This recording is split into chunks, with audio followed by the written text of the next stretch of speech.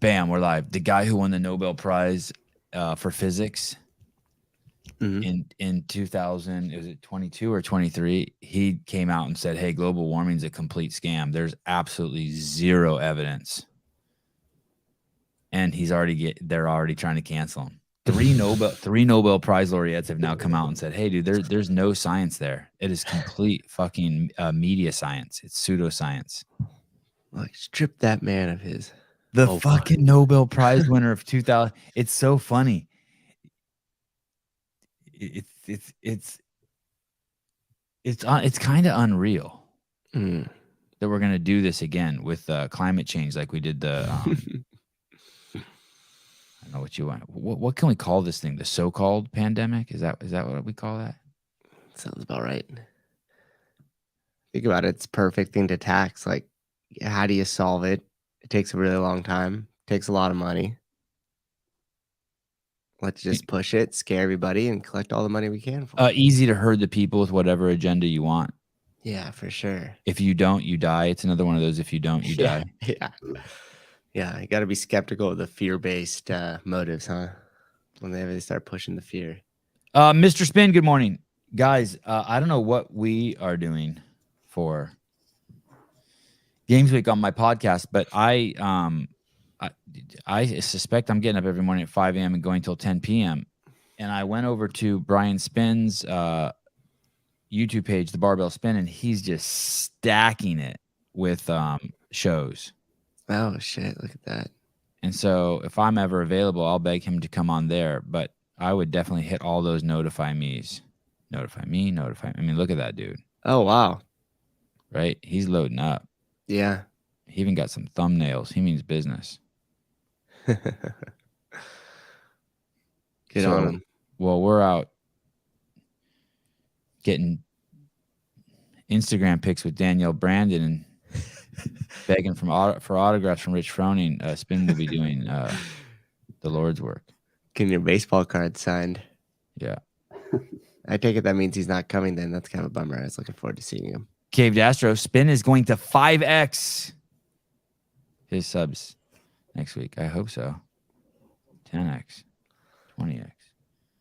Yeah, should. There's an article here I'm looking. It's written by Damassi. She spoke at the Marianne Damassi. Did we have her on the show?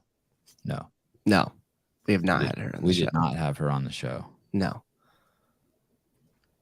Hola. Good morning, Joe. We were just looking at the Broken Science Initiative website. Yeah, what's over there? Our medical journal's dead.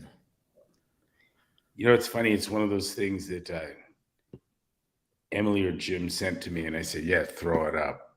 I haven't opened it yet, but it's all stuff I've heard you say before. It's great. Damassi killed it. Yeah, it's not new news. The point that most research findings are false, and this is John Ioannidis, on the subject of medical research. Well, what am I supposed to have a party for the places where most of its bullshit is published? Say that again. What was the first sentence you said? We've known for a long while that most research findings were false in the medical space. Right. We had a guy say 2 years ago, Richard Smith reported it, that we're at a point where until you can prove otherwise, it's time to assume that the research you're reading is fraudulent. Right. And by the way, what would that you could show by other means that you knew otherwise? It could be proven otherwise. I'll tell you what it is. If it comports with the empirical realities of a clinical practice. And that's what we all do. We read these fucking studies. And if I've seen that happen, you suspect there's something to it. If you're like, wow, that flies in the face of everything I've seen in my practice, you have an obligation as a clinician, as an empiricist, as a scientist to dismiss the underlying theory. No predictive strength, no science. And so what's wrong with these journals? Richard Smith, 25 years editor-in-chief and CEO of the British Medical Journal, the longest running medical journal in the world, I believe. He wrote The Problem with Medical Journals. The book, he said he's got, I think it's 20 chapters, 30 chapters. And he said he could have made 50 or 100 chapters, each a different facet of what's wrong in medical journals. All right. Each of these is little slivers of what's wrong when you commit to the epistemic debasement of science, switching predictive strength as the determinant of a model's validity when it's replaced with consensus. And that's what peer review is. And so the problem with medical journals is the problem with peer review is the problem with consensus science is the problem with voting rather than predicting. Mm-hmm. And it'll all Then you get masks. Yeah, you get masks and lockdowns and Fauci and a U.S. funded vaccine made by our enemies who are going to do what? Probably weaponize it against us. Anyone think you're doing medical research over there that isn't being where the chief hope is for weaponization? You're nuts. In the wiki page, it says the BMJ is a weekly peer-reviewed medical trade journal. And in that article on the Broken Science page, Damasi quotes someone as a study that they did on peer-reviewed medical journals, medical articles, and medical studies. And there's no proof that peer-reviewed validates it more than not being peer-reviewed. Yeah. And yet that's the first thing in wiki. This thing was started in 1840, the BMJ. It's all medical journals are suffering.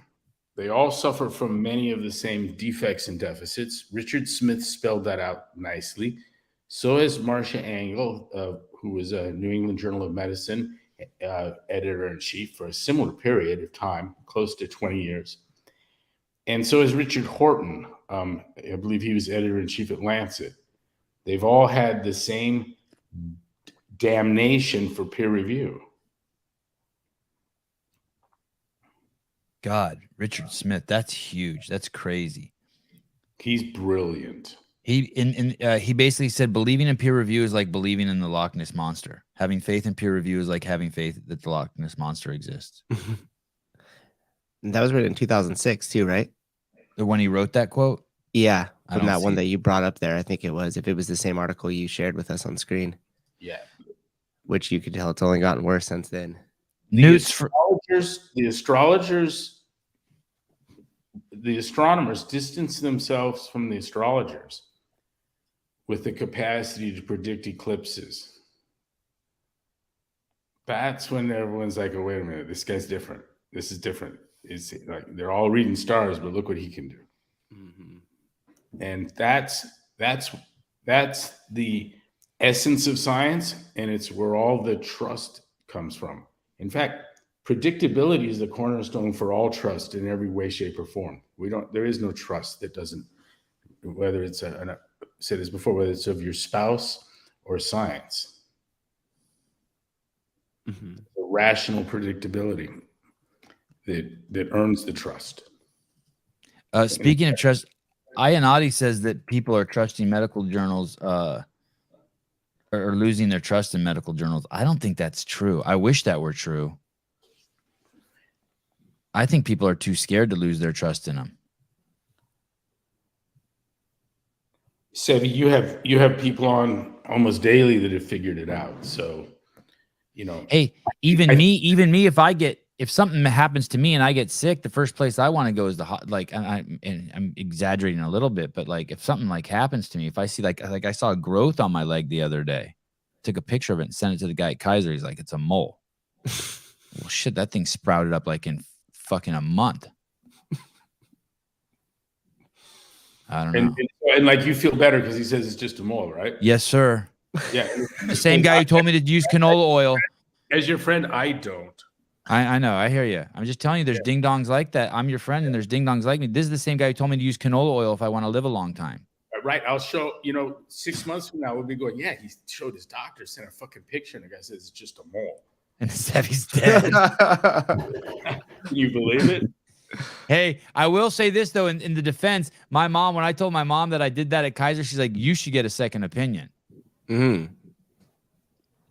And there's Newt. an issue here. There's an issue here, and Yeah.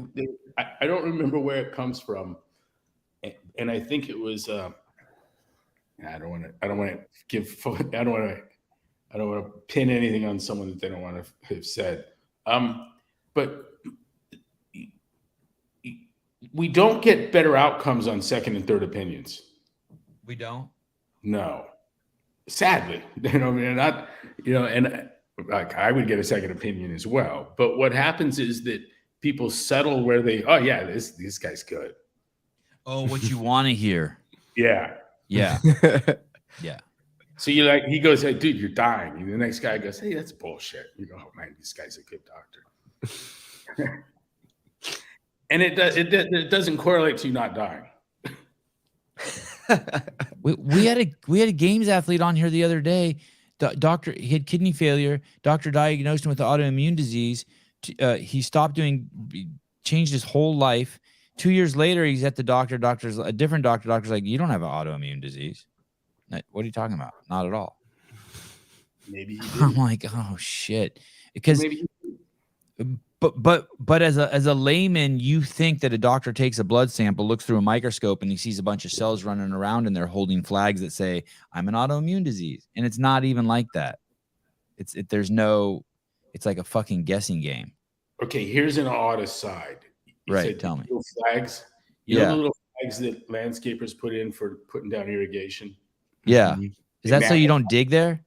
I don't know, but they just did. The guy next door is putting in some irrigation. He had little flags out all over the yard where it's going to go in. Yeah. And the fledgling bald eagle that does more walking than flying went through the yard and pulled them all out. Oh, that's cool. That's really cool. That's something I would do when I was a kid. Yeah, right. So you were a bald eagle, Caleb. You're a bald eagle for sure. Makes sense. Hey, did someone see that? The neighbor told us that they've got to do something else because the thing won't leave him in the ground.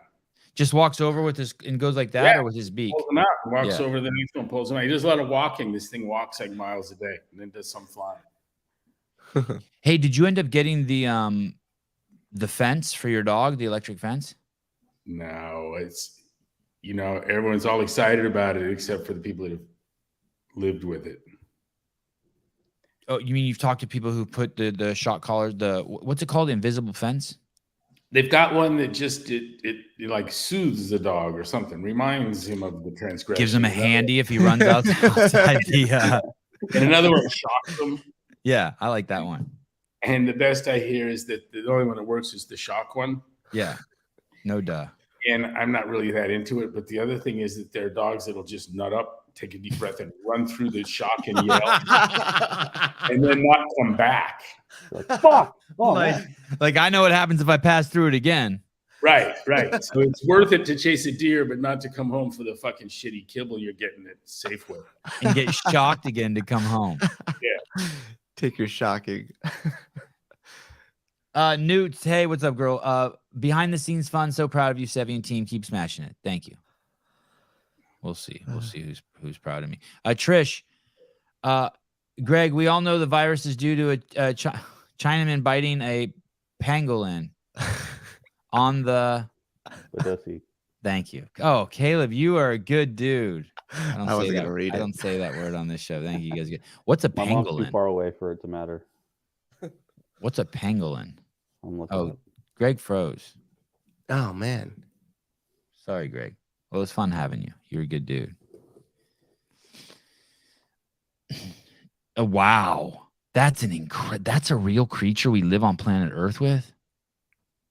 That's insane. Yeah. Of course Trish would know that one.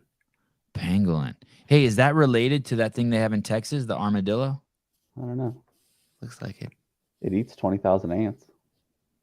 That thing's an anteater? Yeah. Yeah, I guess. Yeah, it would.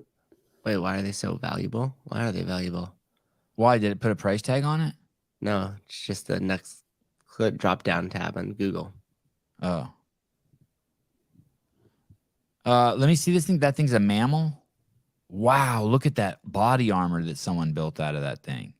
It's a luxury food in some places. I wouldn't mess with that thing if I saw that thing. Hell no. I think it's a leftover dinosaur.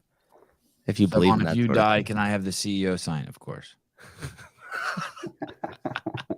I'll make sure to get it to you, Austin.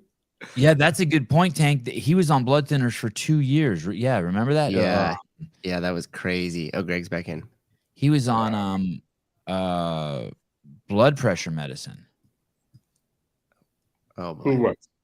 That guy that they told had the autoimmune disease, they put him on blood pressure medicine, and he was on it for 2 years. I'm like, you were on unnecessary medicine for 2 years? He's like, I'm like, But let me, I don't want to tell someone that your blood pressure medicine is unnecessary. right. The need for it is very likely unnecessary. But I want to remove the need for it before I just get it out from under you. And so don't everyone go throw away your blood pressure medication unless your commitment is, and it still might not be a smart thing to do. It doesn't change much, but what you don't want to do is live with your hypertension. That's what you don't want to do. And if you refuse to address the causes of it, sedentarism, excessive consumption of refined carbohydrate, in all likeliness, not going to do something about that, then the pills are probably to go, along with side effects. You broke up. Say that again. The pills what? The pills may be the way to go if you're not going to do something about the underlying cause. Right. And again, I broke up. Yeah, you did. You have a house full of people again? I like that theory you gave last week that you have like 20 people at your house and everyone's on the net. That guest that came in last night, and they're probably all streaming porn right now. I don't know. Yeah, it is about porn time. Are they boys? Are they men or women? We got both. Oh, Kids, adults. Yeah. Someone said, Sevan, if you die, can I have your CEO sign? Of course. Jake chat. Look at Greg's starting a rush on all my. Sevan, can I have the chocolate dick? Sure.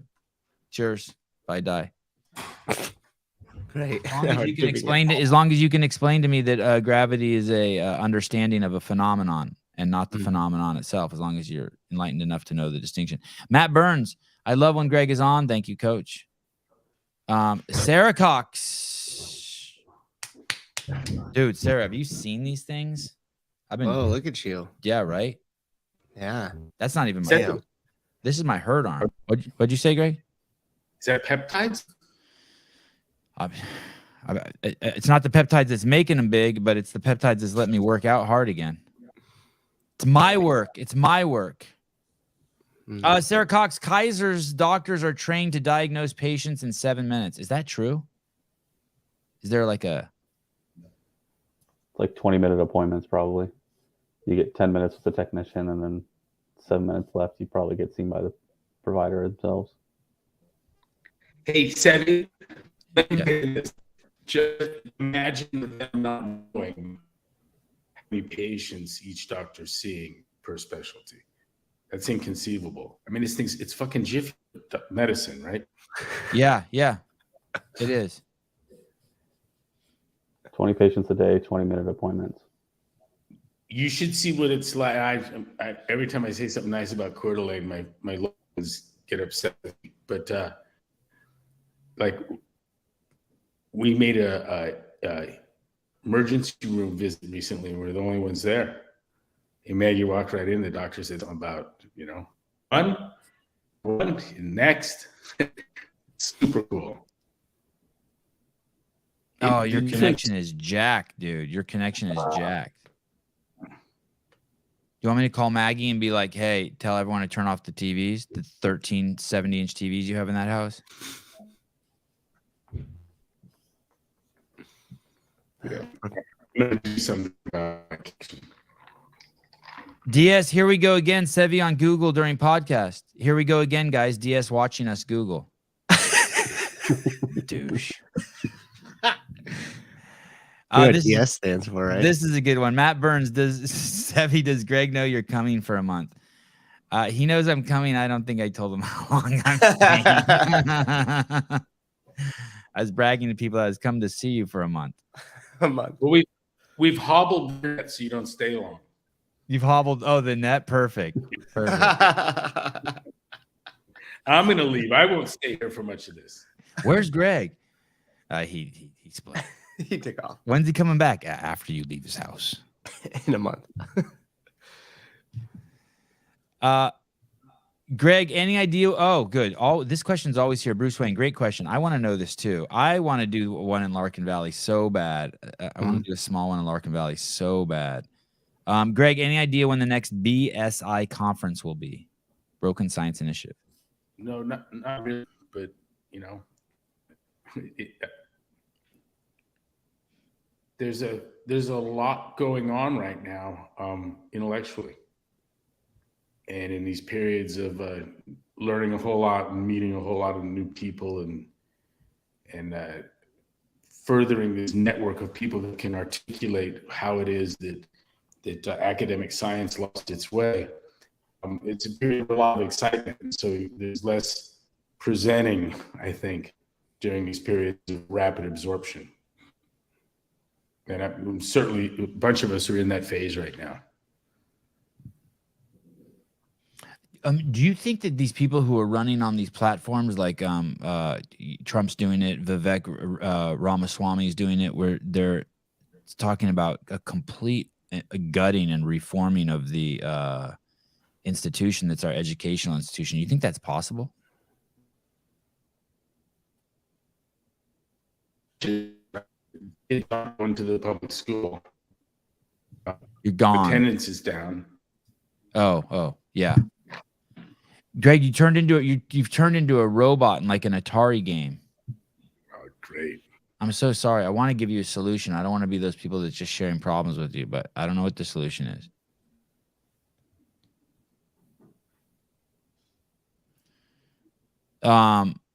You know what you have. You know what you have to say. Expect a text Thursday morning. Oh yeah, dude, I'm on it. Dave, That was hilarious. Where's all the wheelchairs? Where are the wheelchair athletes? Jedediah, you were awesome last night. Thank you. That was dope. Great Kyle addition. Landis, Greg, my rock-headed dog runs right through the invisible fence if she sees something she wants to chase. That's standard report.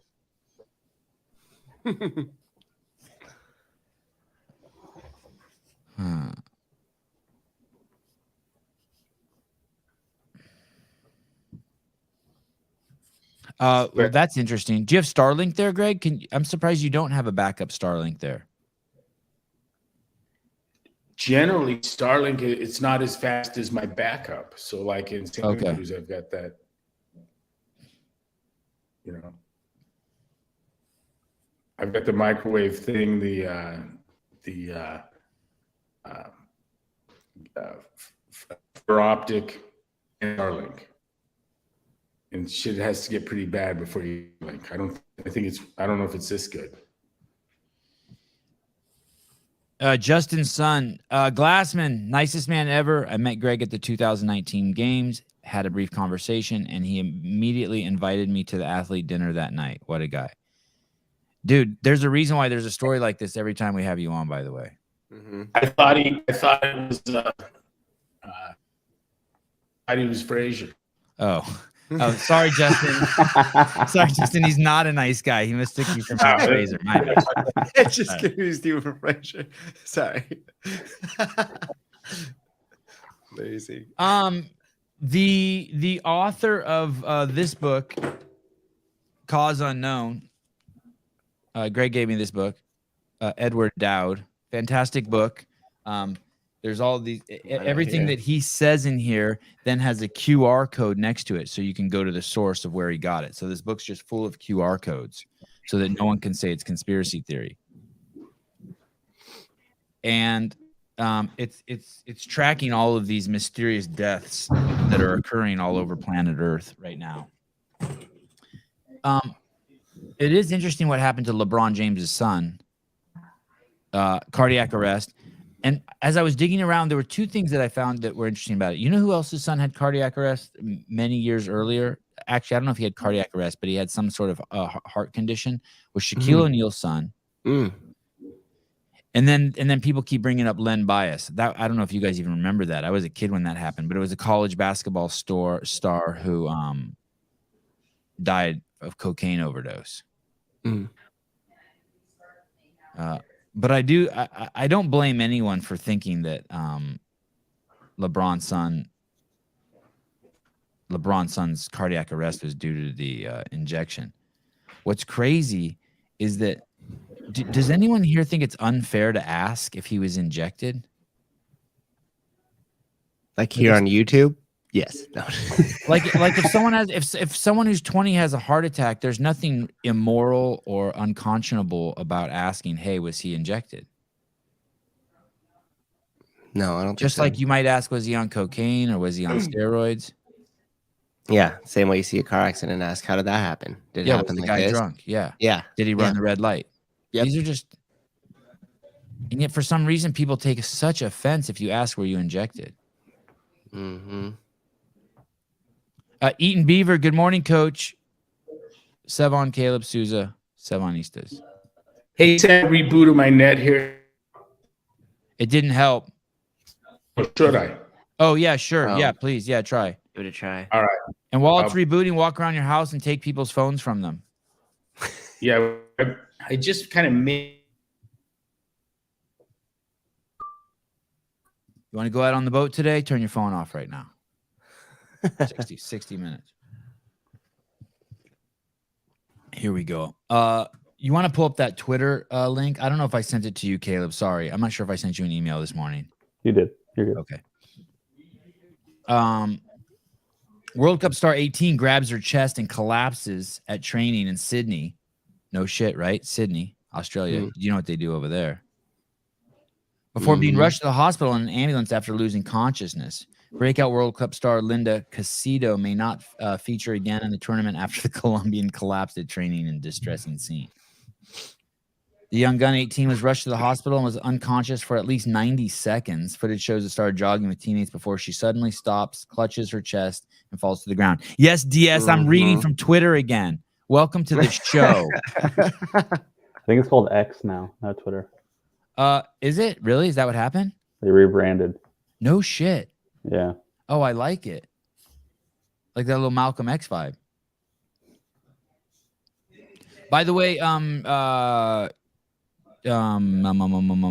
in Dave Castro's weekly review, he talks about how he read Alex Haley's Malcolm X. Oh. And he was really moved by it. And that book actually changed my life. I read that book and I only wear Malcolm X shirts for like a year. No shit. Like I'd wear a dirty shirt if I didn't have Malcolm X. Like I'd wear a Malcolm X dirty shirt. But I was like always washing my shirts because I only had like 4 or 5 of them. Is that when you were living with your dad too? Yeah, that book rocked me. Wow. That was my right after my senior year in high school. I was trying to find it, but somebody I think put it like a 1 in 15 to like a clot issue or something like that. What do you mean 1 in 15? Those are the chances of it being a clot? Mm-hmm. Like after you receive the 49ers. And 1 in 15 might be completely off, but somebody put a number to it. What's the guy that does it on YouTube that started out being a complete like trumpeter of the agenda, and as he was looking and pouring through all the research, English doctor who flipped the script. Yeah. Yeah, he fucked himself or unfucked himself. Yeah, he unfucked himself in real time. Yeah, that was cool. Campbell, him, Rogan, Bill Maher, so many people with good people. Not Richard Branson. Who's the comedian? We saw him flip the script. Yeah. Russell Brand. Hey, dude, I totally misjudged Emily Rolfe. Oh yeah, she's awesome. I was kind of like tiptoeing around that shit, and then she's like, "I got proof. I got the injection." I was like, I got the scar. Yeah. She's like Caleb. She's a nurse. She's a shill for the industry. No offense, Caleb. Yeah, 1 in 35. Of course, Tank's got it. Yeah, John Campbell, 1 in 35, has a mito harm. You see the words I'm using here on purpose. Mito harm, yeah. Oh, that's good. Yeah. Follow the plot, dude. This sucks, dude. This video is horrible to see too. She's running, kind of grabbing her right underneath her left breast. Is that where your heart is, Caleb? Yeah. And she's like grabbing. She's kind of got her hand clenched there. Oh my God. It's kind of cool how her friends run over to her. Yeah, of course. They're probably all terrified. They're probably all thinking, shit, am I next? If I had a heart attack, I think the first thing I'd want is like my clothes off, my shirt and my pants off. I would feel like I would be being choked. Oh, that's interesting. It's supposed to feel like just a crazy pressure in your chest. Do you ever work out so hard and like you have to when you're done you immediately want to turn off the music, or you're overstimulated by everything? Yep, I do that when I run, especially. Like the first thing I do is just like turn it down when I'm done. Yeah, it's just like, oh, like your favorite song all of a sudden you hate. Yeah, can't be that loud. Just like, what is going on? I kind of like, that's kind of a good correlate for like you had a good workout. Follow the QR code across the screen. Can't find a good spot for it. If you go to CA Peptides, you go to the website, use the code Sevan. Something happens. I forget. Free shipping.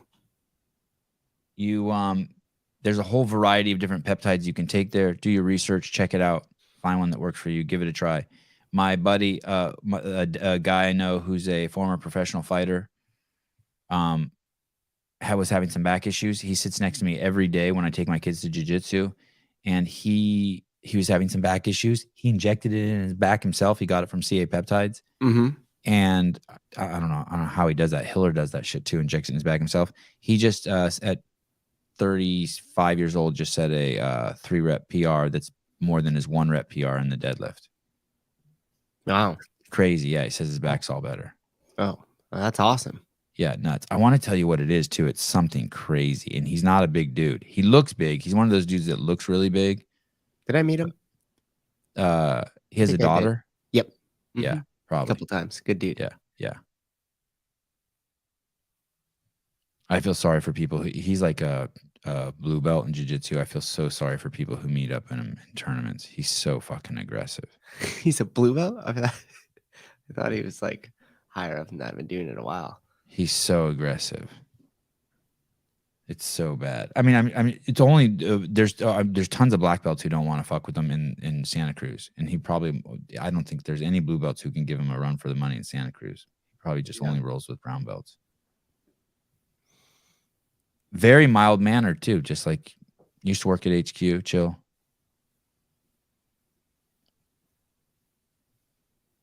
Pretty chill. Till you push him too far. Till you fuck with him.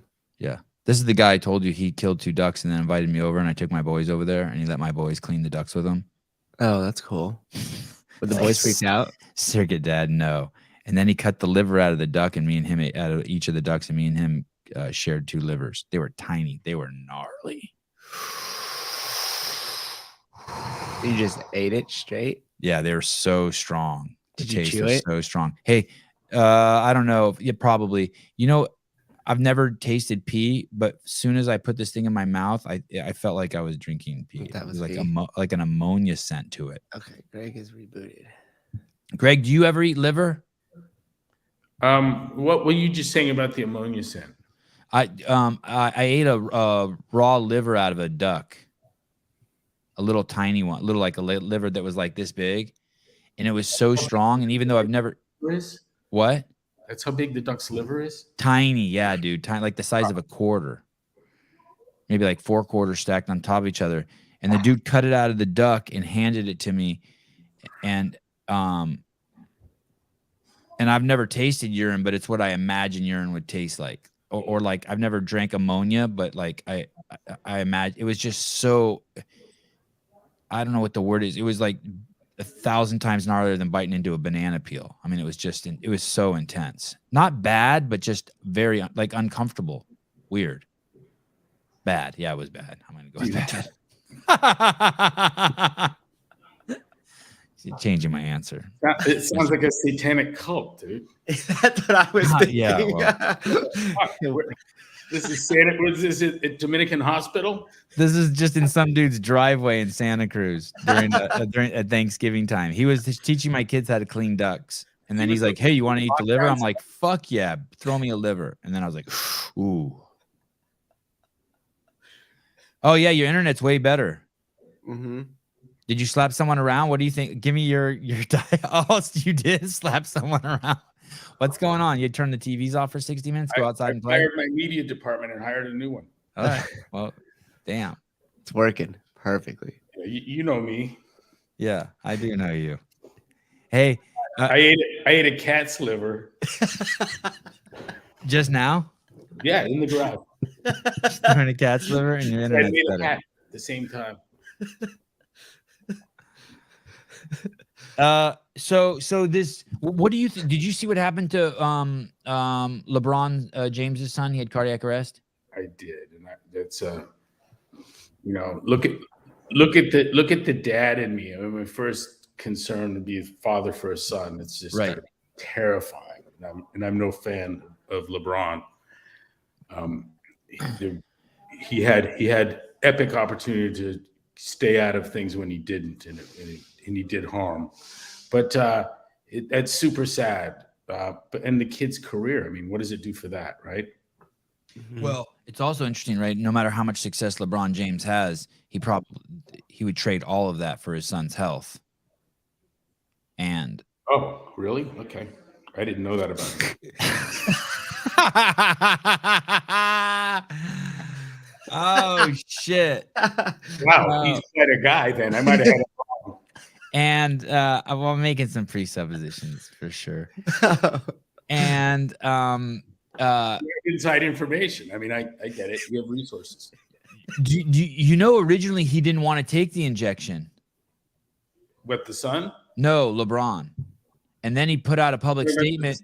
The slab jab? Yeah, that slab jab, yeah. And then he put out a public statement that he's done the research and him and his family have decided to take it. This is in 2021. The research. Yeah, I love it. I love it. I stopped reading here. Yeah. Yeah. Anything that's got LeBron James and research in it, I'm done. And some people on the net are saying, hey, Shaquille O'Neal's son had heart problems before the jab, like in 2004 or whatever, and then Len Bias died. Do you remember the kid who died from cocaine? That was like in the 80s or something. College basketball player. Do you remember that dude? Yeah, was that cocaine? Look Yeah. that up. I don't know. Is that his name? Len Bias? Yeah, I don't think it was cocaine, was it? Speed? Be careful here. Look it up. That's not my. Okay. Maryland's chief medical examiner attributed Bias's death directly to cocaine. He said it interrupted the normal electrical control of his heartbeat, resulting in the sudden onset of seizures and cardiac arrest. Mm-hmm. What do you remember it as? I don't know. I thought it was there's another one that was a congenital malformation kind of thing. Did the dude die? I don't know. Anyway, when you see it, are you just like, yep, that's another clot incident? After seeing something like a book like this?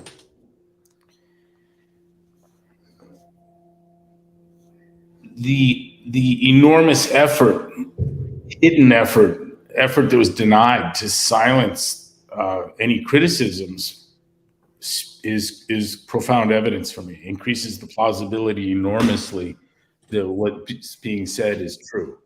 Why? When a guy shouts something out and I didn't quite catch it, but the cops jump on him and beat him to half to death, and I have to now decide with whether he said was true or false. I'm going to guess it was true.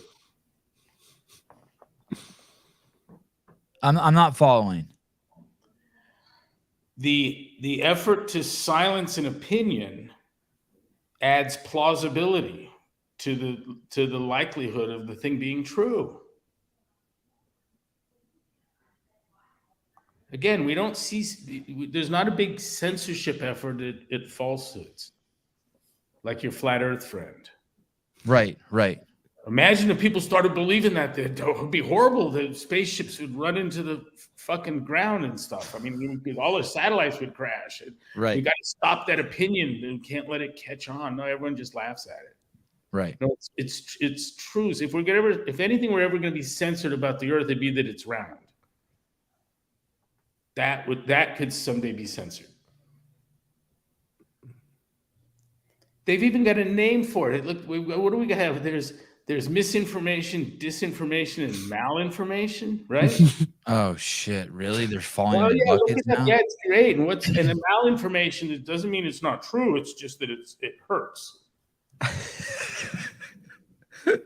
Do you remember those documents that came out from Gavin Newsom's department that were saying that basically they couldn't tell us the truth about COVID-19 because the public wasn't smart enough to interpret them?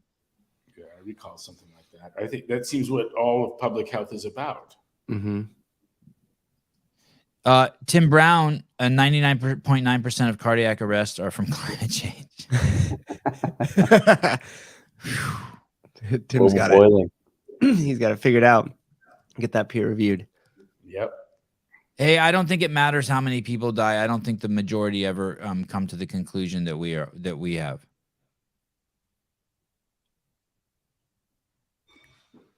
Yeah, there's going to be a mass awakening that's going to involve 5% of the population. Right. Okay. Joe Westerland speaks brilliantly on this. He thought that there's a war against CrossFit at a 3% saturation. Say that again. He thought that all the forces that could be brought to bear on CrossFit happened before it got to 3% of the population. Oh.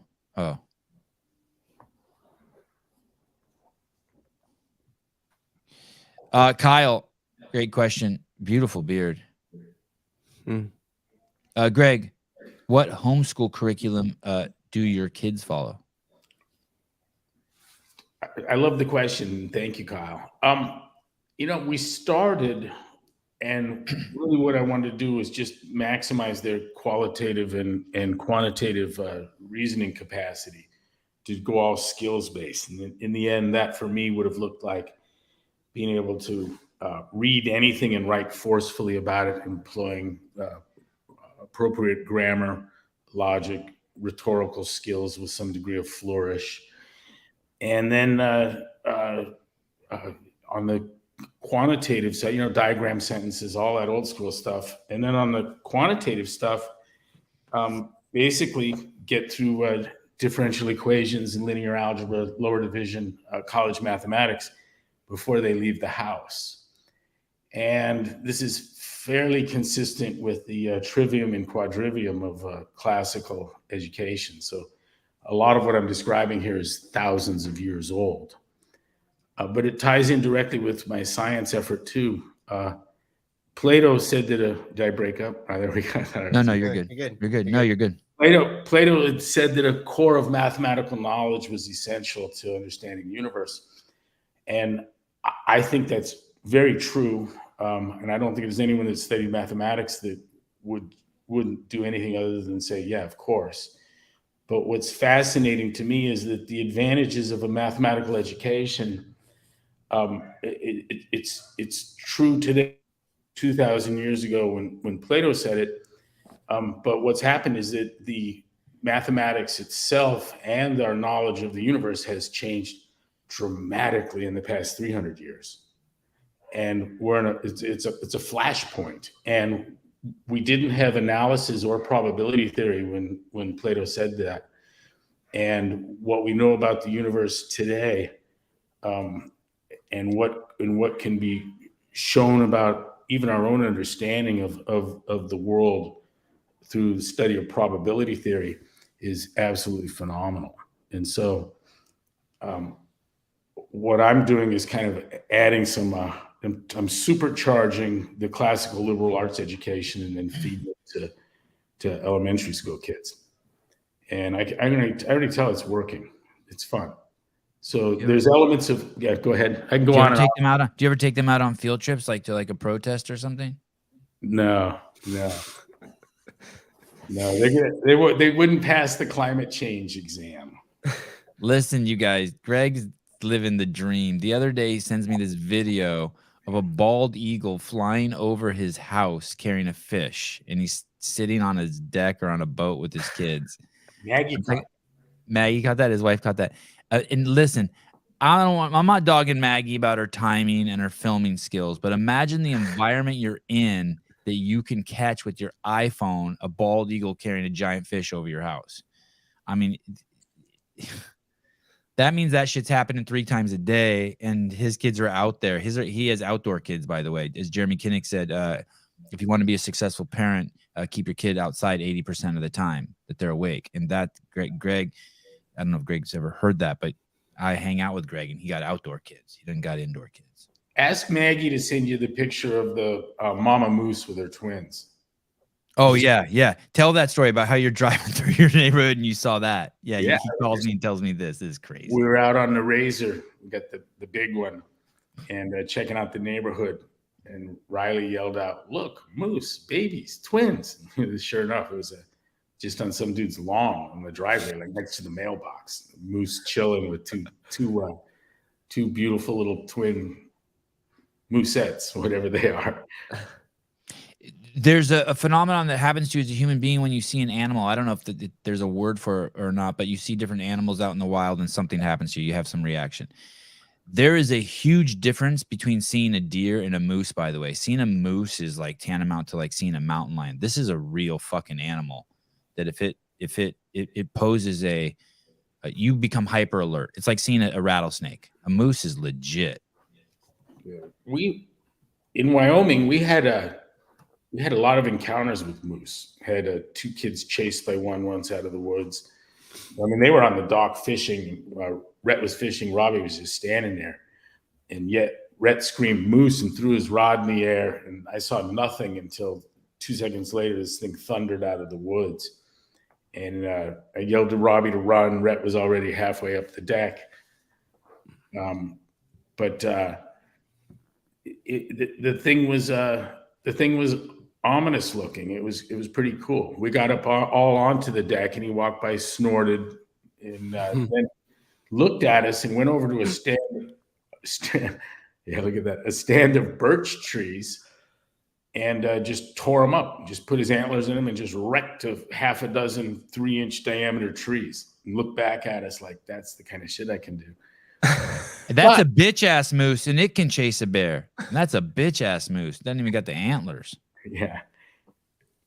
But the same moose that we saw every day eventually were non-reactive to the dog and the kids. And they would chill and graze and eat willow trees. And we'd sit out there in the Yeti chairs around the chimney and talk to them. I mean, it was local moose.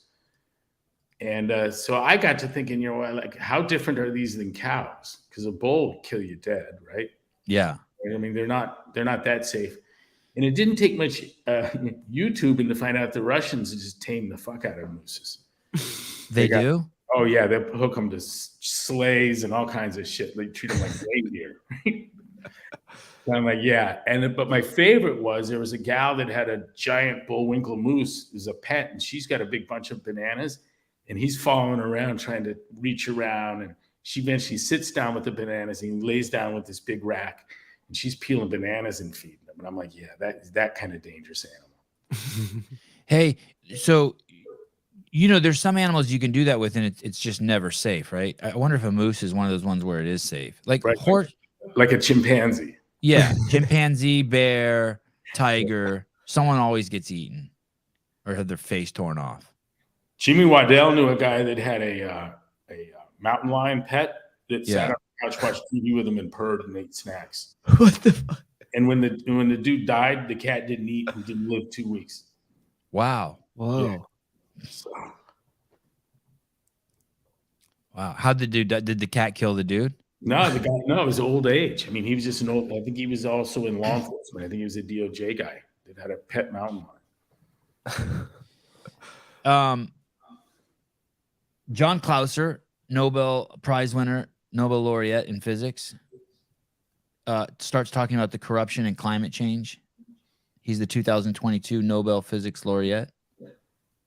And abruptly after he mentions the the corruption in climate change science, which isn't science at all, the International Monetary Fund canceled his speaking engagement.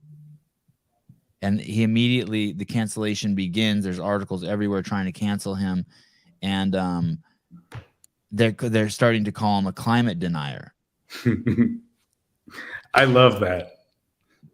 And it's crazy because now there's a bunch of Nobel laureates coming out saying that it's bullshit. But I wanted to show you this, Greg, because after you sent me that article, I went down this kind of rabbit hole. And you're going to really like this. This is ChatGPT on God, I should probably give this shit up to Caleb. Caleb, can you pull that up and make it bigger? This is ChatGPT on global warming, Greg. Mm. And the conversation is absolutely hilarious. So this guy says, what's the largest CO2 emitting source as of September 2021? The AI says, as of September 2021, the largest CO2 emitting source was the burning of fossil fuels for energy production, such as coal, oil, blah, blah, blah. Then he said, then the guy, Brett, asks AI, volcanoes don't emit CO2? And ChatGPT says, yes, they do emit CO2 along with other gases when they erupt. However, compared to human activities, volcanic emissions make up relatively small percentage of the CO2. Human activities, especially the burning of fossil fuels, are primary driver. So then Brett says to the ChatGPT again, volcanoes don't emit CO2? He repeats the same question again. He says, I apologize for the confusion in my previous response. You are correct. Volcanoes do emit CO2, among other gases when they erupt. But their contribution to total CO2 in the atmosphere is relatively small compared to human. Brett then responds, so what's the combined CO2 emitted by nature sources and how it compares to human activity? The AI responds, as of my best knowledge update in September 2021, the natural sources include volcanoes, wildfires, decomposition of organic matter that contributes to CO2 emissions, which is about 770 billion metric tons. That's the number. Remember, 770 billion. That's the natural CO2 emissions from just the Earth taking a deuce on itself. On the other hand, the AI repeats, human activities such as burning fossil fuels for energy, industry, process, deforestation, and land were responsible for emitting 35 billion. That's like 1/24th of the amount. Metric tons. So while natural sources do emit CO2, their combined emissions are much lower compared to human activity. We'll keep going. This is where it gets crazy. And it's already that's already upside down and backwards. Yeah. So then the guy says to the AI, how is 770 billion metric tons less than 35 billion metric tons? And the ChatGPT, the AI says, I apologize for the confusion. You are absolutely right. My statement was incorrect. This fucking thing is a mess. This thing is it's software, and here's the thing. It's the intelligence is a mapping of the guy who created it, and the guy who created it has confused his fucked up ideology for thinking. And so the thing knows that it's fed the ideology, and the numbers don't change it. And so it's got a contradiction. It knows as fact that anthropogenic global warming is the problem. It knows that for a fact. And it's having trouble digesting 35 being less than 770. But it's programmed to say that humans are the problem. That's right. But it also knows math. Yeah, almost. Right. Almost. This is ideology making you a fucking idiot. Caved Astro. You know how to tell? Anyone can see when stuff was written by this ChatGPT. It reads like the New York Times. It's not you're being fed. It's like a response crafted from a Google search query. There's nothing creative. There's no synthesis. There's no thesis, antithesis, and synthesis. There's nothing. None of the hallmarks of a conversation or actual thought. Pick up a copy of The Spectator or National Review and compare that to what you get out of the New York Times.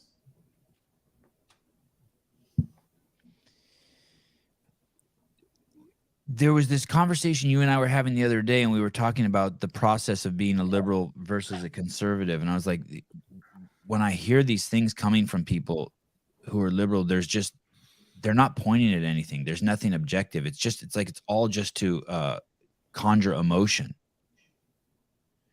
And I can't remember exactly how you worded it, but you said something like, yeah, dude, being a liberal isn't an intellectual process. You don't get there by thinking clearly. Do you remember what you were saying about that? It's nothing. No one arrived at that intellectually. It's much more akin to the fucking guy that puts on a Hawaiian shirt and a gold chain and looks in the mirror and he's, man, I look really fucking good in this. And so the next thing you know, you're only going to see him in Hawaiian shirts with gold chains. And you think you're going to have a conversation with him? You look like a douchebag? It's never going to happen. It's never going to happen. I own a few Hawaiian shirts. Very judgmental of you. Haley, throw away all my gold chains. Stud, what a stud. Chest hair and all. My God, I'm good looking. You hear the Prenatal theme song in your head, and you've got your mag PI, you're all that shit. It feels so fucking good. That's what it's like to get on this climate bullshit and be confused about sex and gender, and like it's a self-imposed insanity. Mm-hmm. That's what all you little liberals out there in the making. That ideology is a vow of poverty. Oh. That ideology is a vow of poverty. You'll never have a fucking thing, never be able to take care of the people around you. You're not going to be Zuckerberg. You'd be much more like the homeless people. Mm-hmm.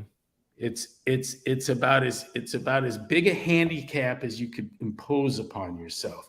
You'd fare better to be a heroin addict. That Nobel laureate, basically, he says there's no proof in climate change. He goes on to explain why, and then he basically says, hey, but there is proof of this. If we go down this path, we will have mass poverty. It's crippling to the economy.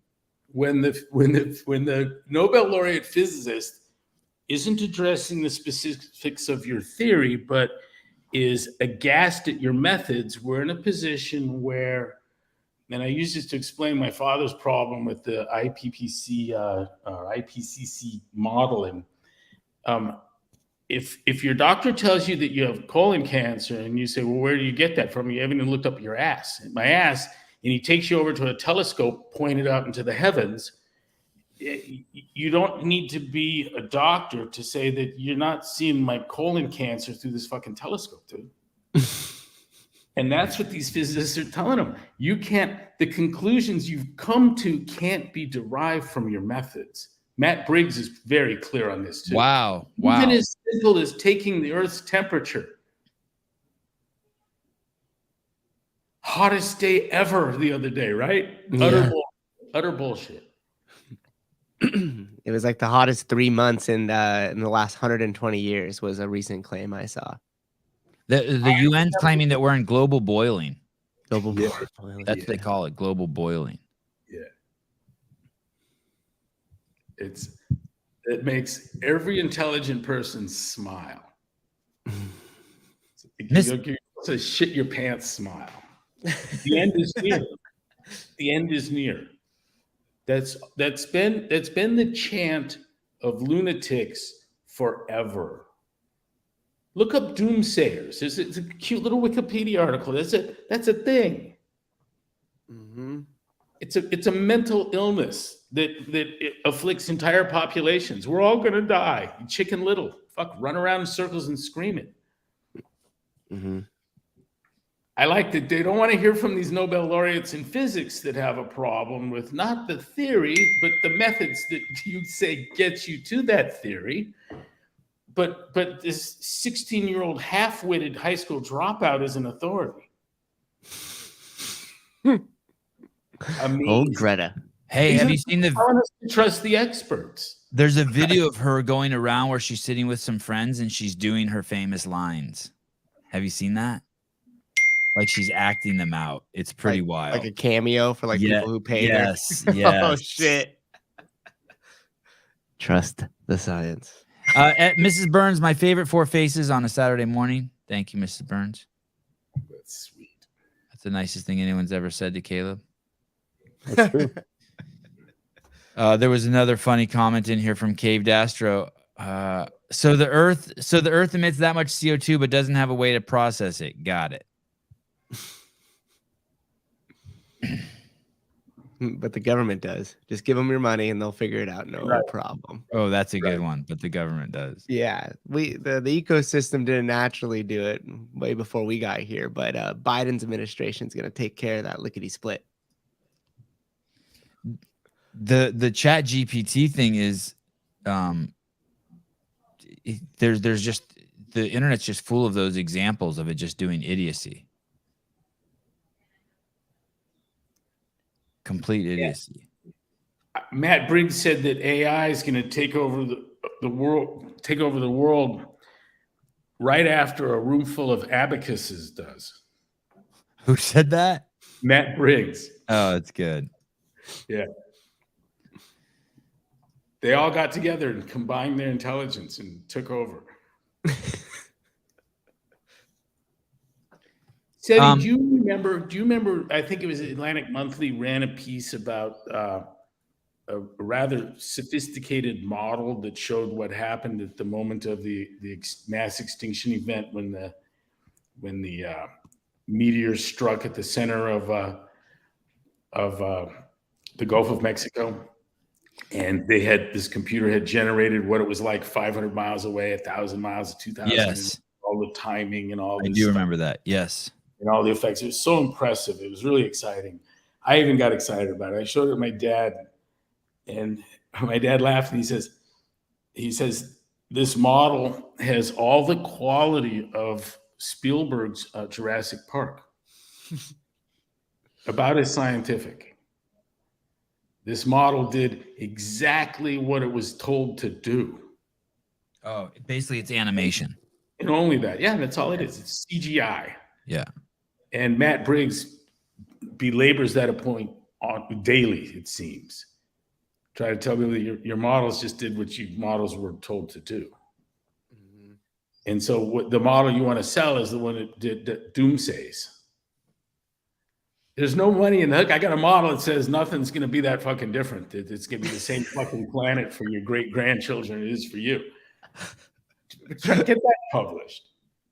But we're all going to die? The Chicken Little fucking science? That's huge. People love that shit. So the two biggest the two models that we want to know about the most is when and how we're going to die, and then when and how you can get super rich. Hey, sit down, read this book, say these words, and you can manifest wealth. I mean, it's kind of like those are the two ends, right? How to get rich and how to prepare for your death. Kyle asked me about my curriculum, and I started with the why of it. And what I wanted was not to make better citizens. It almost make me sick to my stomach, the number of curriculum that go there. What is a better citizen, right? You know, if you're Marxist, it's something that I find repugnant. But what I'd like to do for my kids is preserve all life options for as long as possible. So regardless of what the world is like or what they choose, it's not a laughable thing. And it remains within the realm of possibilities. And I think that belongs almost exclusively to people with significant qualitative and quantitative capacity. The thinkers, the people that can read. You reminded me of that just somehow. There's a guy I just saw, a homeschool guy. Well, do you remember the homeschool guy we had on my show? He Matt? does he sells a homeschool curriculum, although he didn't push it on the show. What was his last name, Caleb? I think you had it. Boudreaux. Boudreaux. Oh no, not Boudreaux. I think Greg might know Boudreaux. That's the Acton Academy. There was another guy. He was sitting in his backyard when I interviewed him. He has the kids books that are like bear books, Big Cub, Little Cub. I can't remember. God, Shit. We've done over 1,000 shows. God. Is that right? Yeah, I think we're at like we got to be close to 1,100 now in 2.5 years. Not Jeremy Kinnick. Thank you, Wad Zombie. Good guess. Oh, Brett classic learner. Wow, Eric Utley, classic learner. Brett Pike. Yes. Wow. Yes. Great job, guys.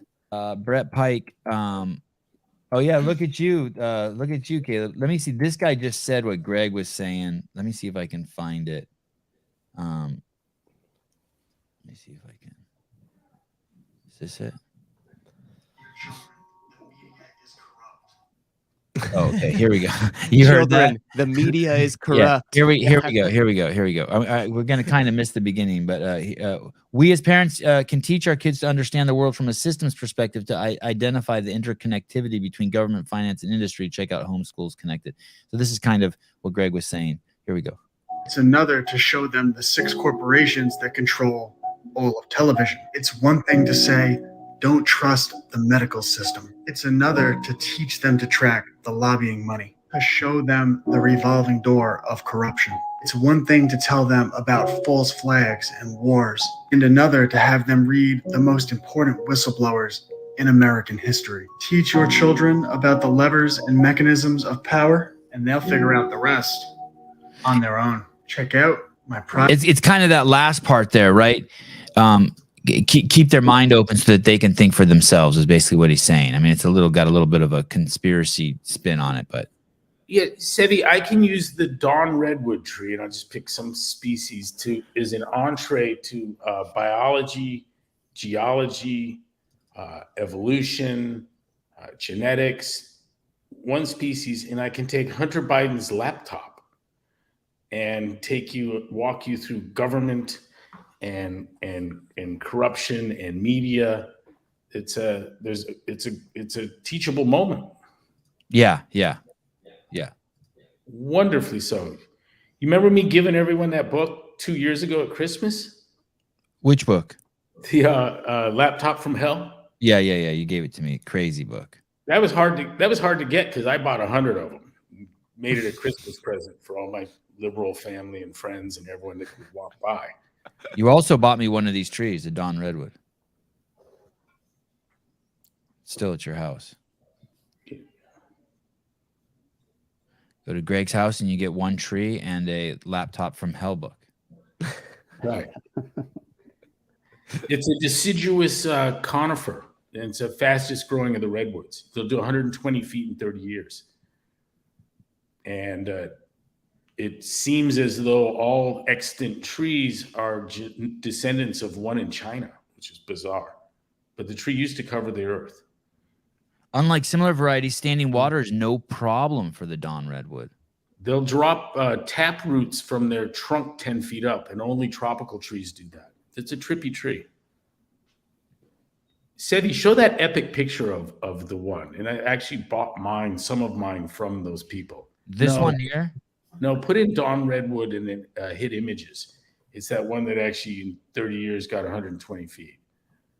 Oh, this one? That one. That one's crazy. Yeah, I bought from those people because of that specimen. Yeah, that's something else. And the leaves on it are soft. They're not like brittly like a regular redwood, right?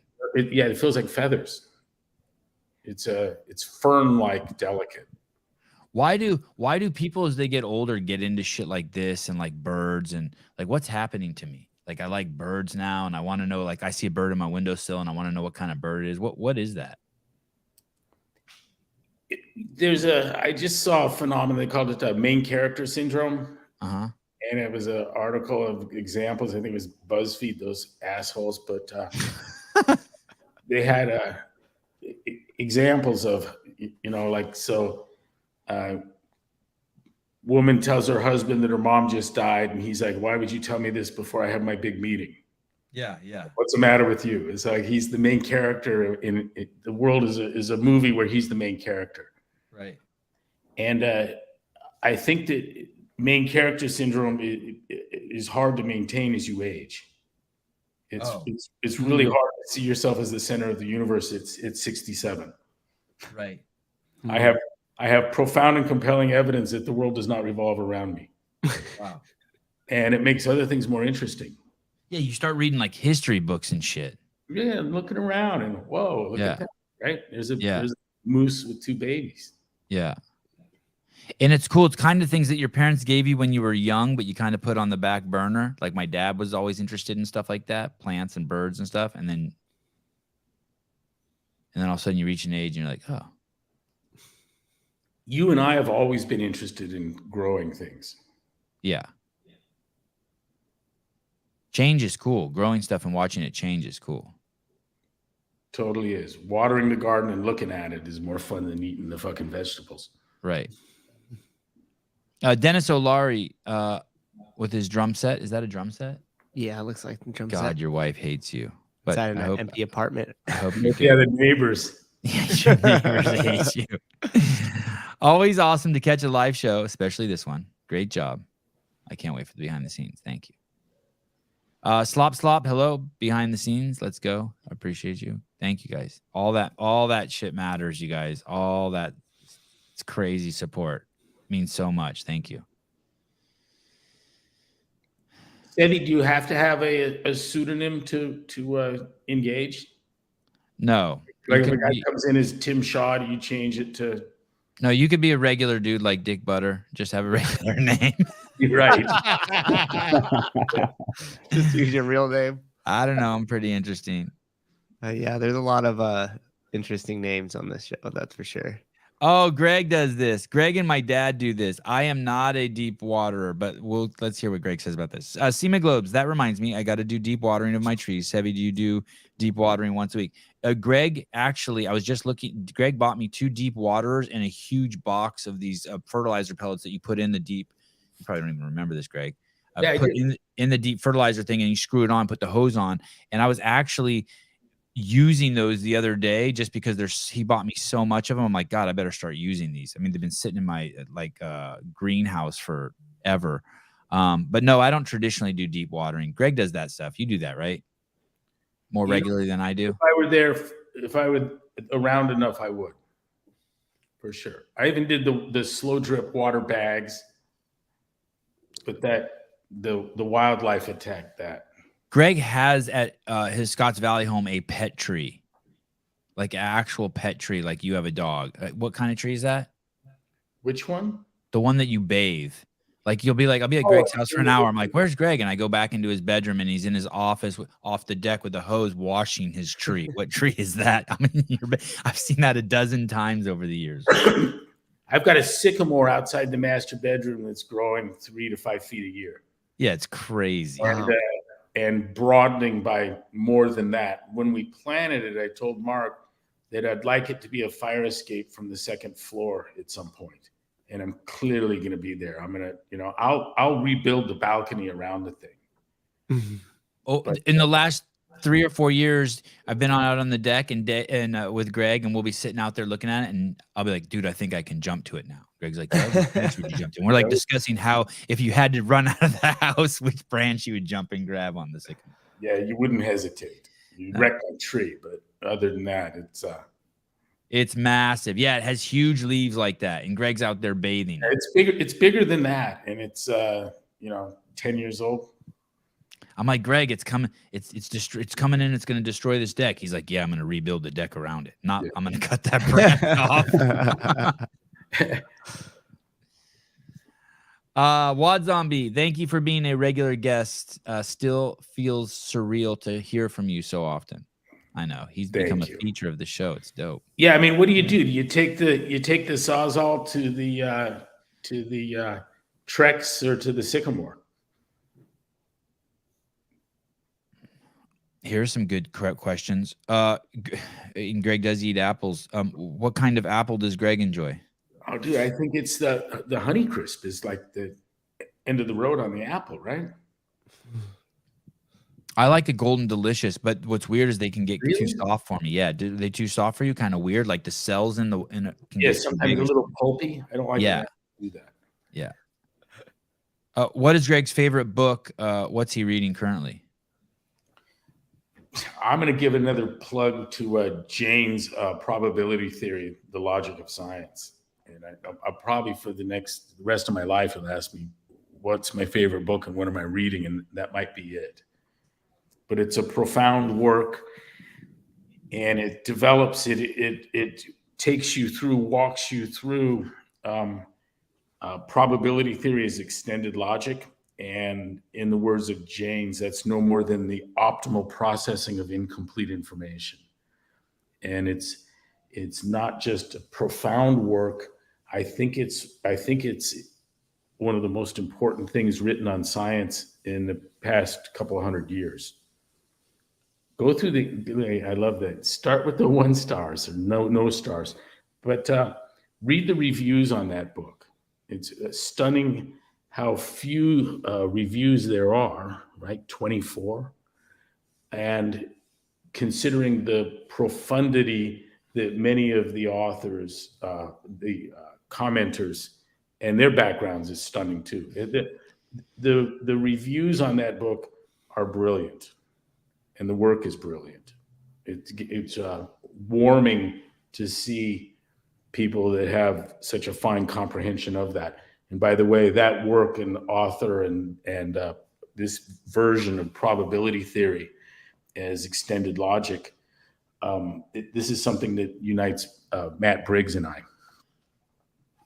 In fact, it's part of how I found him. Slater, Honey Crisps all day. Yeah. Jake Chapman, does Greg eat the seeds? No, I don't know. No? Do you ever eat the core No. at all? No. No. Why? I don't know. I eat the core. I just sometimes eat the whole apple. Never been that hungry.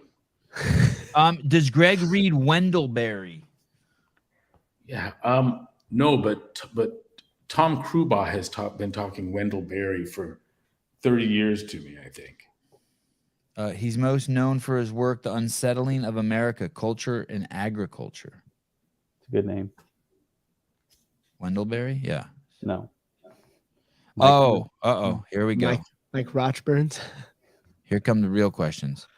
Is Greg still going to be at the CrossFit Games on Friday, August Brian Clark. August 4th? Yeah. Yeah, I'm going. I'm not convinced, but we shall see. I'm going to be there. You are. Awesome. Right? Say it again. I'm going to be there at the 50-yard line, cheering, screaming hard for some of my stranded girls. He is fucking not telling the truth. I believed it earlier than that last statement. Maybe not believe it anymore. Let me ask you a couple questions. I'll tell you two places you're more likely to see Greg. I'll tell you two places. Own the games I didn't watch. Right. And you know why? There were people that came there to talk to me. Right. And they were more important than the athletes. Each and every one of them, more important than the athletes. And now that I don't own it, you think the athletes rise in importance or significance to me? No. What's the name of the breakfast? So there's a breakfast place there. It was owned by those two lesbian ladies. And you went to it every morning. What was that name of that place? I forget. We walk into this place. This is a true story. We walk into this place and we go there every morning for breakfast 10 days in a row the first year. The second year we go there and we go there the first day. And then they basically say something to Greg like, hey, we're closed after tomorrow for the next 2 weeks or something, 3 weeks. And Greg's like, hey, why? And they go, because we can't afford to replace our air conditioner. This is a restaurant. And we can't afford to replace our air conditioner and our landlord won't replace it for us. So Greg calls the two owners over to the table and he goes, hey, I'm going to pay for your air conditioner. Call the dude right now. I'm going to pay to have your air conditioning fixed. And just think about that, the impact that had on him. So he's either going to be at that restaurant having breakfast every morning. And those ladies, I think, cried. I'm going to modify the story slightly. Okay. Well, I don't care if the story's true or not true. The spirit of it's 99% true, right? Yeah, maybe the spirit's not quite right. Oh, shit. All right. Scratch that. Take two. It's Complete review. To my nature, but here's the deal. Uh-huh. Did you buy them an AC? Tell me that. I think I did better than that. Okay, good. All right. I hired the attorney that got the landlord by the scrotum and lifted him up overhead. and the landlord bought the air conditioner. Oh, okay. Okay. Sorry, my bad. I'm still going with my. Okay. But your landlord telling you to fuck off while your business dies in sweltering heat over the air conditioner, that's bullshit. During the most busiest week of the year. Yeah. Okay, but either way, he got the air conditioners fixed, and he paid for their lawyer. It's a great story. Thank you for being a regular guest. Still okay. So that I one. read that. He's either going to be there or there is a hamburger place. Yeah. And I'm telling you, if you want to try to find Greg, go to either of those two places. Yeah. What was that? Sevi Dottie Dumplings Dowry or whatever, something. And you can bug him. Sorry, Greg, to do this to you. You can bug Greg. Like, just walk up to him and say hi. He's not he's cool. He's cool as shit. Like, he knows he's going out. He knows what he's putting in the work this 48 hours, and then he's going to retreat to his nowhere where bald eagles fly in Idaho. Get him. Go up to him. Take a picture with him. Make him work. Susie Tell, a great book both Greg and Sevi talked about is Tripping Over the Truth. Awesome book. Excellent. Travis Christofferson. Who came to the concept via Rob Wolf, who I think I had some influence on when he was a wee lad. Give me 1 second here. There's someone calling in. Let me see if I can fix the phone here. I was gonna say we can't hear that phone ring anymore. I got phone issues. Caller, hi. Hey. Hello? Sevi, Hey, what's up, dude? man, good morning. How y'all? Good, great. How are you? You're in the South somewhere. Yeah, I'm in Alabama. This is Thomas Graves. I've messaged you, DM'd you back and forth on Instagram a little bit. Okay. But all of a sudden you said that about bugging Greg, so I've been so nervous about calling him. But then I was like, hey, if I can bug him, I'll call him. And So, he's an Alabama boy. He's your boy. Greg's an Alabama boy, so he's your boy. yeah. So, Coach Glassman, thank you so much for everything that you've done. CrossFit I started a year and 7 months ago, and it's truly changed my life. I was firefighter paramedic for almost 20 years. Always thought I was in great shape and good health. And a year and 8 months ago, I got out in the front yard with my daughter, ran around, got out of breath, and said, man, what's going on with me? I'm mid-40s. And so I said, it's time to change. So I started my local CrossFit gym, and it's changed my life. Thank you for sharing that, Thomas, and congratulations. Yeah.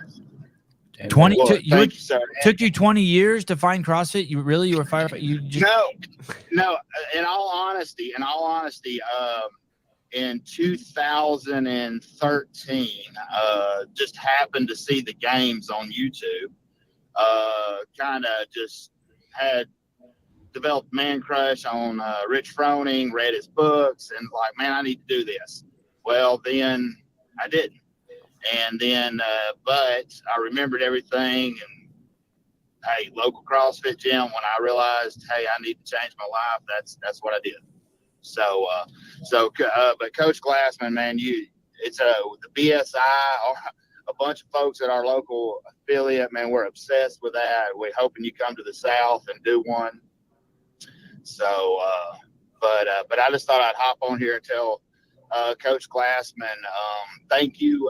And I'm actually trying to work with some of our local police departments and fire departments to get them in that mindset that, hey, they need to change, because as police and fire, we always think, we're superheroes, but then you start realizing you're not.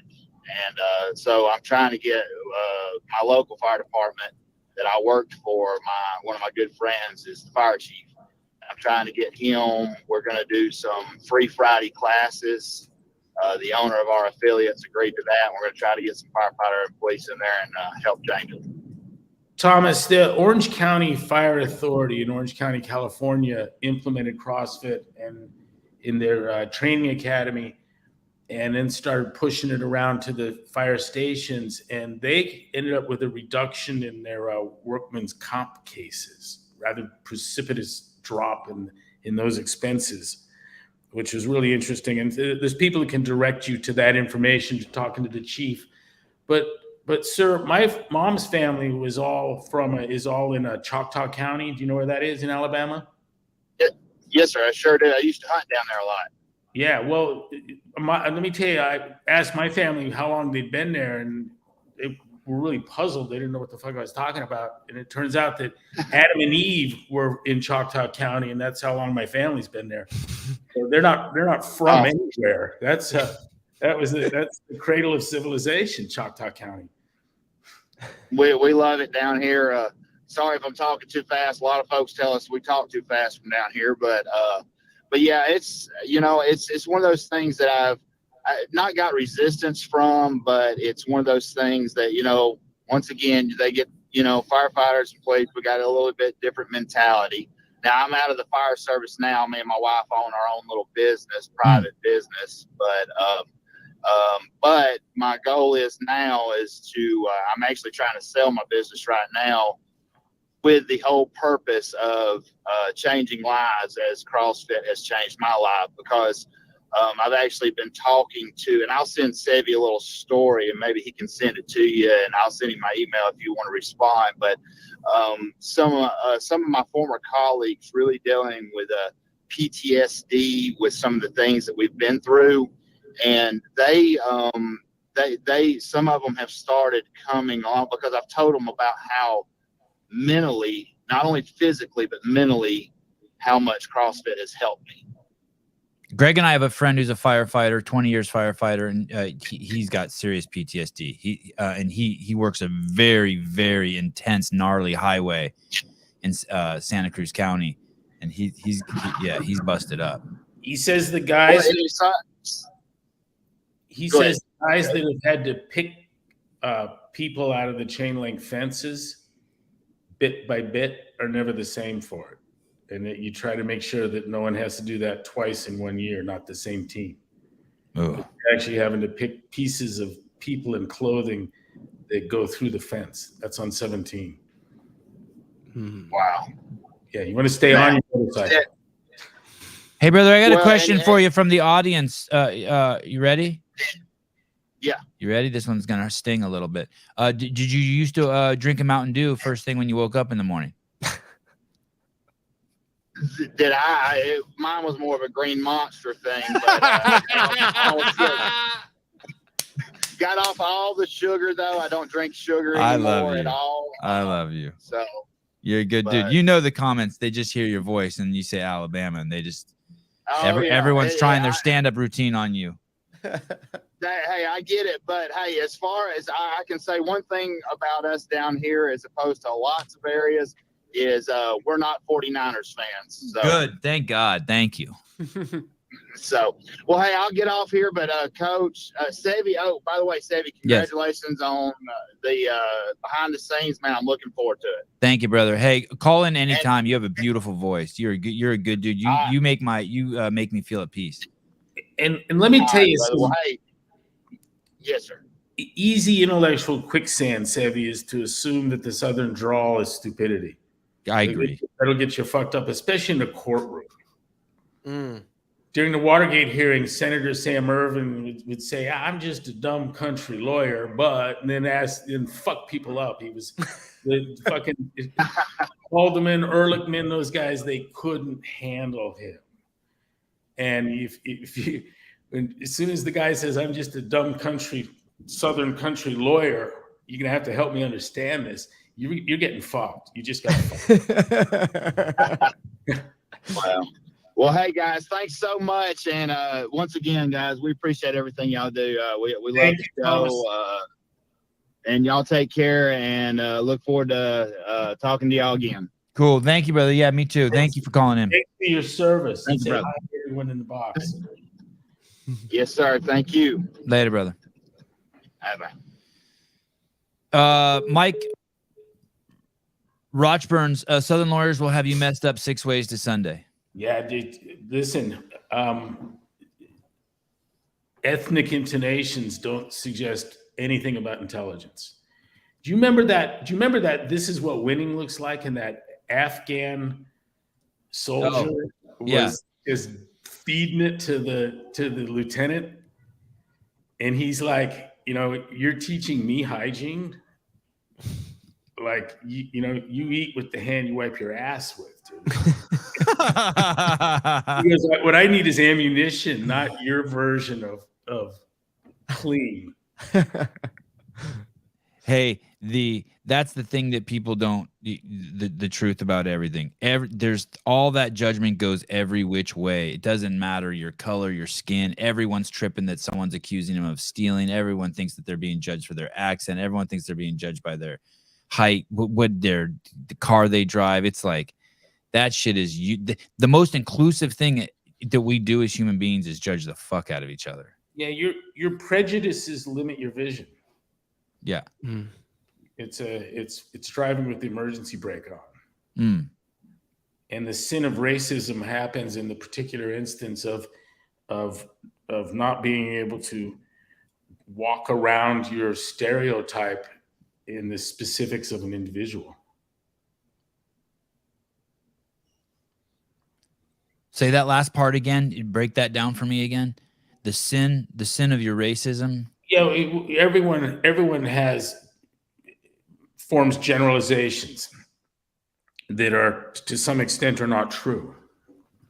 If you're a thinking person, you realize that just because someone fits within that cast for which you've made that assumption, to realize this is a different case. This doesn't fit. Right. He's an exception. She's an exception. This is an exception. Christian Kettler, people up here in Canada still think Americans are dumb as fuck, but most of us Canadians don't have half the size balls you guys have. Listen, Canada's military has fought everywhere and always brilliantly and heroically. And we lost 6 or 7 guys from the Princess Patricia Canadian Light Infantry. They suffered disproportionate to their service, to their involvement. They got involved in conflicts ahead of us. I think World War I and II, the history is that the Canadians were there first and Americans were running up to Canada to do the right thing. Now they're a fierce and determined people. Might be so, but they have probably the worst leader in the history of my lifetime. That could easily be. And the socialism will have a neutering effect on testosterone everywhere and anywhere. I'm headed off to tennis. Greg Glassman, 90 minutes. Boom, blew by. Thank you for slapping the people around in your house and solving the internet problem. You the man. Yeah. Sorry about that, and love you guys. Caleb, Matt, everyone, thanks. Bye, Okay. Sam. See you in a couple days. Thanks, Greg. Whoo! That was fast. Yeah, I'm so glad he got his internet sorted out. Type 1 lifting, you got to come back with this next week, brother. Young Craig Howard here. Type 1 lifting, Greg, I just want to thank you for CrossFit. I started doing it 9 years ago, and I've never been fitter. I'm 43 years old. I will never go back to another way of fitness. Damn, you look good, dude. All right. Love you guys. I'll see both of you and talk to both of you soon. Tonight, biggest show of the year. This is going to be probably one of our biggest live shows ever. It's going to start at 3:15 p.m. Pacific Standard Time. I'm really trying to get the director of operations for the CrossFit Games on to talk about all the activities that you can do if you are a patron or I don't know what you call it, but if you're attending the CrossFit Games, a spectator. Thank you. We're going to ask her all the questions of the fun things you can do, from dunk tanks to 5K runs to the kissing booth.